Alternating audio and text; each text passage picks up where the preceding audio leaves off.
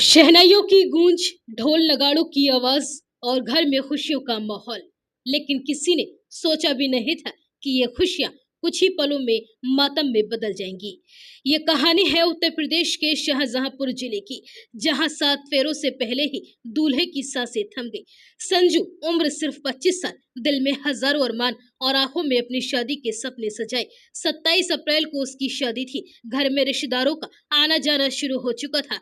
हर कोई खुशी के रंग में डूबा हुआ था, लेकिन किस्मत को कुछ और ही मंजूर था। 26 अप्रैल की रात संजू अपने एक रिश्तेदार को लेने बाइक से निकला और रास्ते में अचानक एक ट्रैक्टर ने टक्कर मार दी। इस हादसे में उसके पेट में गंभीर चोटें आईं। परिजन घबरा गए, उसे तुरंत अस्पताल ले जाया गया। इलाज हुआ, दवाइयां चली और धीरे धीरे उसकी हालत में सुधार भी होने लगा। लेकिन शायद ये सुधार सिर्फ एक धोखा था।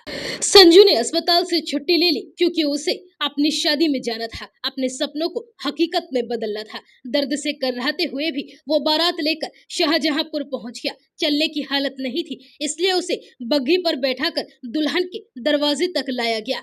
वधु पक्ष की महिलाओं ने बग्घी पर ही उसका तिलक किया। किसी तरह द्वाराचार की रस्में पूरी हुई, लेकिन मंडप तक पहुंचने से पहले ही उसकी सांसें जवाब देने लगी। अचानक उसकी तबीयत बिगड़ गई, परिजन घबरा गए, उसे तुरंत अस्पताल लेकर दौड़े, लेकिन इस बार डॉक्टर भी उसे नहीं बचा सके। बुधवार तड़के संजू ने दम तोड़ दिया। जिस घर में शहनाइयां बज रही थी, वहां अब चीख पुकार हो रही है। दुल्हन, जिसने अपने जीवन साथी के साथ नई जिंदगी के सपने सजाए थे, वो सपने 7 फेरों से पहले ही टूट गए। संजू के चचेरे भाई ने बताया कि वो बहुत खुश था अपनी शादी को लेकर, लेकिन चोट की वजह से चल नहीं पा रहा था। हमने उसे उठाकर बग्घी में बैठाया, तभी से उसकी हालत बिगड़ रही थी।